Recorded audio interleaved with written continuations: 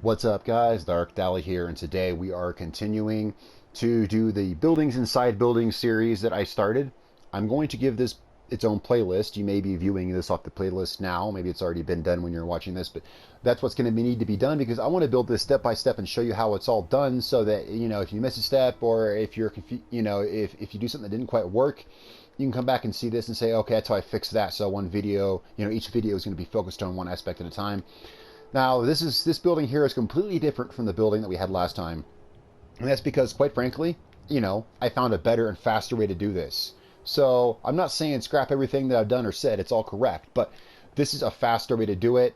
Now, here I use two barn walls simply for time purposes because barn and warehouse walls anchor at the top and bottom. Makes it easier to maneuver floors and stuff. I can just snap a floor right in. So it doesn't matter what kind of walls you use.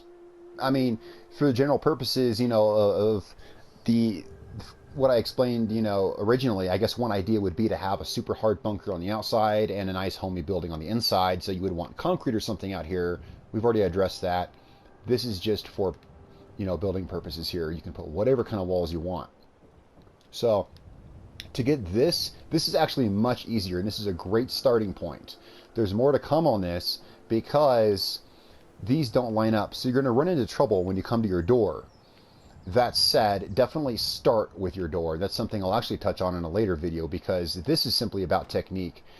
This is a cool technique which allows you to not only do this, the technique I'm going to show some of my popular offset techniques I've shown in the past in many videos. I will put links to those videos in the description if you haven't seen them. I have all kinds of videos on how to offset floors and walls one direction or another.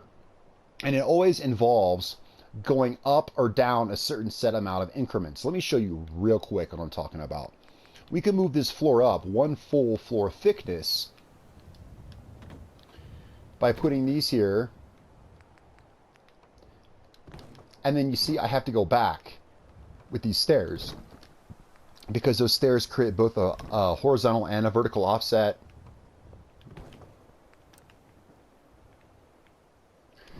And so you have to go back one way, you have to go one way and then back another, so that doubles the height offset. These stairs actually only have half of that in a height offset, but if you try to use that, you're going to get the horizontal offset because these stairs are shorter. So what I'm going to show you in this video, simply put, is what I've done here. I've taken those offsets, and instead of one up and one over, there's a way to convert it to two over. It's the same way when you're working with anything. It's like the whole thing they say, can only change form, can neither be created nor destroyed. I know that's that's kind of what I'm talking about here, though. These stairs create two offsets. You cannot change that, but you can change the direction they go in. That's what we're going to do. So let's start with just this one wall right here. This is our base wall. We want a wall that's offset on two axes, this way and this way, so that we can enclose the building perfectly inside of it. And this is what we're going to do. First, let's get some floors out here, because we need to be working way over here where crap is not in the way. Now, because these stairs are shorter, I hooked around this way. Because these stairs are shorter, we don't put them off. You would think, and conventional logic would suggest that you put the stairs this way to move the wall this way, right? But remember, the stairs are shorter, so we need to move them off this direction, like so. Now, that gave us a height offset of up 1/2 the floor level, and that gave us a horizontal offset 1/2, one wall width or 1/2 floor width that way. And that's good. That's what we want this way. That's one wall width this way. That's good. That's exactly what we want. But we don't want the height. We need to negate the height. So what we're going to do is we're going to take that height and we're going to change it into more horizontal, which is what we want. Horizontal this way.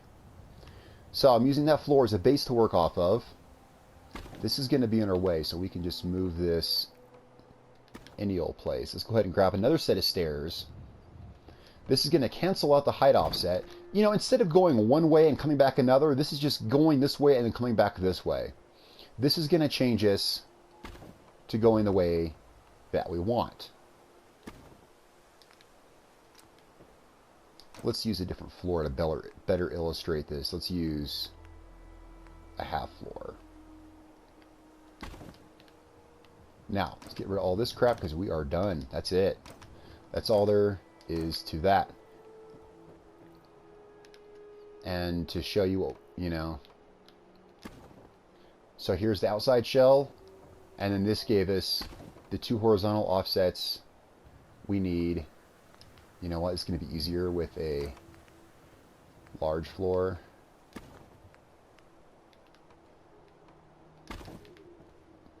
And there we go.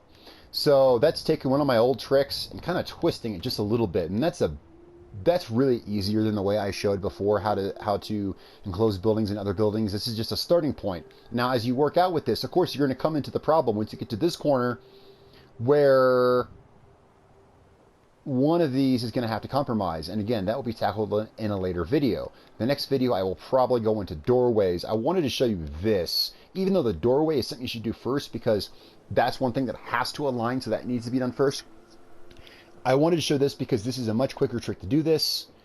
I hope I didn't lose anybody with some of my weird things. It's all explained in my previous videos and everything like that. And I think I did explain it pretty well. So guys, let me know what you think. This is a great starting point and a way to shift stuff in ways that I actually didn't know before. Tell me what you think. Like the video if you like what you see. Of course, subscribe because I'm always coming out with fresh new content just like this. Guys, my name is Darkdally.